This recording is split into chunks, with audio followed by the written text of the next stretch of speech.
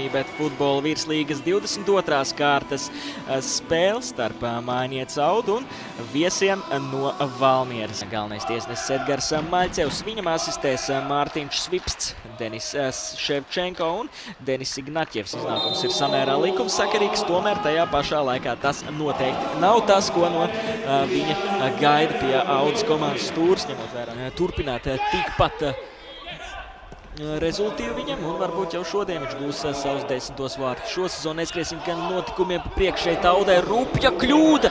Var valmierieši atklāt maču rezultātu, un tas arī izdodas. Renārs Varslavāns 3. minūtē atklāja maču rezultātu pēc izcils Jeremija Porsāna Klementē piespēles, un Varslavāns gūst 3. vārtus šo sezonu. Valmieras līdzstējiem kurmērojuši garu ceļu uz šejien, lai atbalstītu savu komandu. Atkārtojumā redzam šo rupjo kļūdu, neprecīza piespēle Bruno Tavariša izpildījumā, un šī te piespēle maksā tik daudz, ka Varslavāns gūsta vārtus un ātri vien. 2-0 uz tablo jau pārvērš Valmierai ļoti patīkamā 1-0. Nu, labā ziņa varbūt Audai ir tā, ka mačs tikai sācies un atgūt.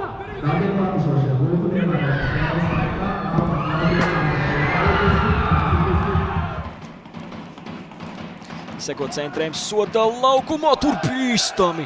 Lieliska epizode bija Audas futbolistiem, tomēr šis vecais Kodivārs izcelsmes aizsargs. Viņa mēģinājums uzlaust Dāvjoša cietoksni izveidot. Atkārtojumā šis te moments Varslavāns uztver piespēli otro reizi uzlaust Audas vārtus. Šeit arī ir labs moments. Vapnes piespēle, Endojs ar bumbu. Nu, tur divcīņā šoreiz Endojs piekāpjas mūsu Drogo. Ja Endojam būtu tas izdevies, viņam būtu 10. rezultīvā piespēle šo zonu. Arī Vapnem ļoti Audas izpildījumā, un Audai tagad jādomā, kā ievadīt bumbu spēlē. Bumba arī nonāk soda laukumā, mēģina uzbrukt Audas, seko sitiets pa vārtiem, Ošs glābi savu komandu. Atkārtojumā gan šo te epizodi, nu bumba izskatījās, ka pat gribēja pati nonākt pie Abdulkadera Traorē. Bija iespēja viņam uzreiz apdraudēt, ieripojas Valmieras vārtos, lai kā tas ir no scenārija, kā būtu, ja būtu, jo Valmieras vārtsargs situāciju kontrolē. Tikmēr jau Diops pretnieku soda laukumā, Diops ar bumbu piespēlē, bet tur nedaudz varbūt gan paliek Valmieras rīcībā. Džūks tur iespies stūrī pret Morutālā. Džūks gan tiek galā ar savu pretspēlētāju, atspēlē bumbu komandas piedarps, sitiets pa vārtiem, Zviedrs atcit, atliekusī bumba ar soda laukumu. Birkas sasteigts sitiens ar Rāmī, bet atkārtojumā šīs te moments. Valmiera ir izsalkusi, turpina aktīvi uzbrukt un redzam Vapnes šāvienu pa Zviedra cietoksni. 24 gadus vecais aizsargs un Maksims Toniševs ciet, skatāmies atkārtojumā. Nu, trāpīja nedaudz ar roku tālā pa seju Toniševam un, protams, sots sākotnēji Toniševam. Piespēlē viņš tālā. Pats tomēr laužās priekšu tālā, Djūks, kad viņi cenš tur apsakt tālā joprojām ar bumbu.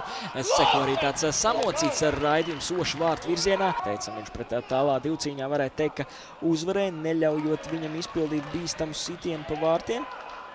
Diops turpina pats kontrolēt bumbu, tagad piespēle uz Djūku. Djūks tuvojas soda laukumam, pats viņš lauž uz priekšu, sitiens arī kreiso koju.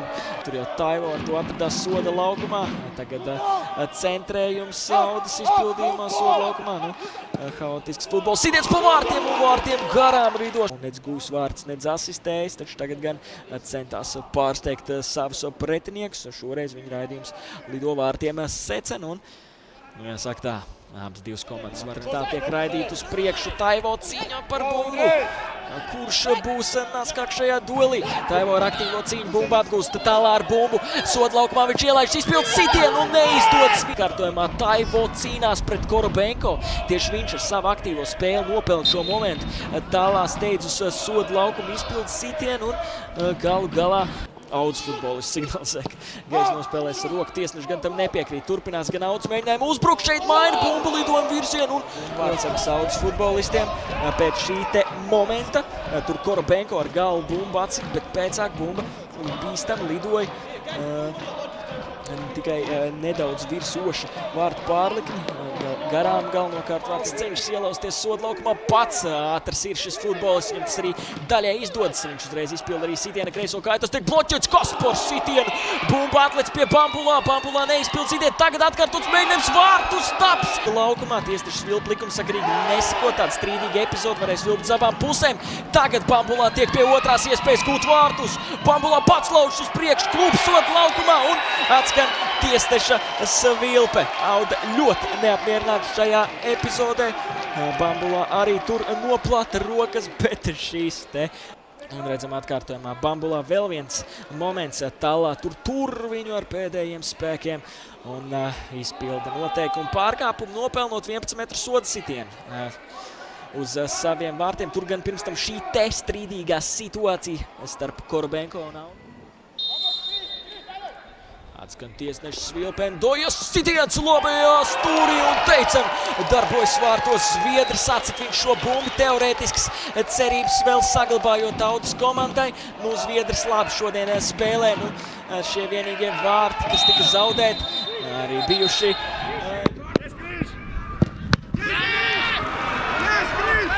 Pēdējie momenti, cik tālu ļaus spēlēt. Talā ar bumbu centrējums soda laukumā.